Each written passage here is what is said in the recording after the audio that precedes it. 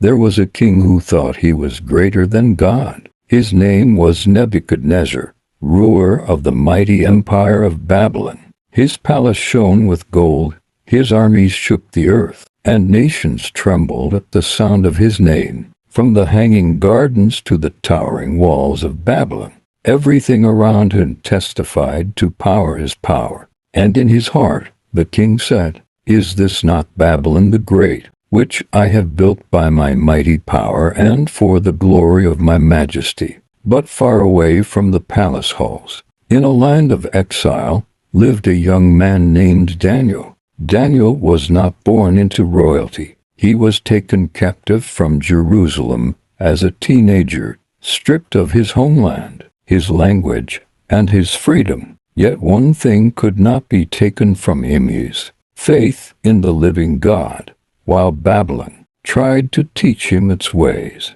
Daniel chose to remain loyal to the God of heaven. The king soon learned of Daniel, for Nebuchadnezzar was troubled by dreams that stole sleep from his eyes. Night after night, visions haunted him, great images, terrifying beasts, warnings he could not understand. He summoned magicians, astrologers, and sorcerers, demanding answers. When they failed, his rage burned like fire, and he ordered them all executed. Daniel, calm and prayerful, asked for time. That night, Daniel did not run to human wisdom. He knelt and prayed, lifting his voice to the God Nebuchadnezzar did not know. And God answered. The dream was revealed, not only its meaning, but its warning. When Daniel stood before the king, he did not flatter him. He spoke with courage. He told Nebuchadnezzar of a great statue, head of gold, chest of silver, legs of iron, kingdoms that would rise and fall. Babylon, the head of gold, would not last forever. A stone cut without human hands would destroy them all, and that stone was the kingdom of God. The king trembled. For a moment, he bowed in awe, admitting that Daniel's God was supreme. But pride is stubborn. Time passed, and Nebuchadnezzar built a golden statue of himself, commanding all to bow and worship. Anyone who refused would be thrown into a fiery furnace. Though Daniel's friends Shadrach, Meshach, and Abednego were cast into the flames, God walked with them in the fire,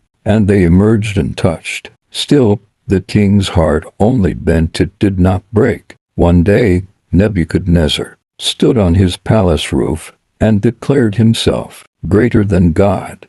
And in that moment, heaven answered. His mind was struck. The king who ruled nations lost his reason. He lived like an animal, driven from human company, eating grass like an ox, his hair growing long like feathers, his nails like claws.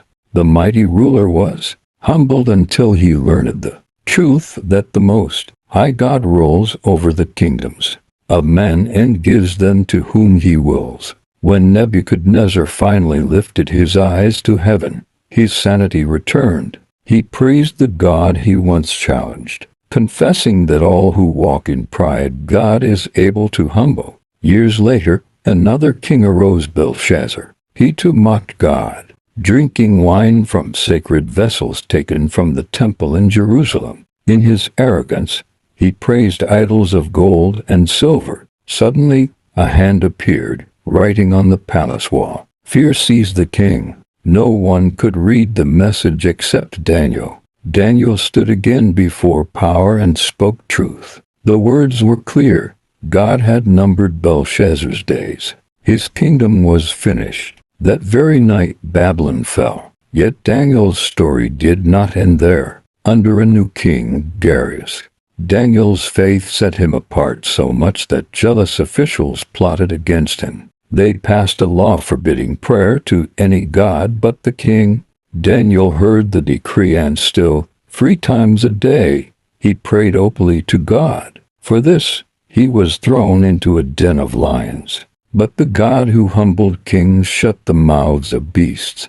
At dawn, Daniel was found alive and touched, faithful. The king declared that Daniel's God is the living God, whose kingdom shall never be destroyed. And so the story of Daniel stands as a warning and a promise. Kings may rise thinking they are greater than God. Empires may boast in their strength, but every throne answers to heaven. Those who exalt themselves will be humbled, and those who remain faithful will be lifted. For God alone is King forever.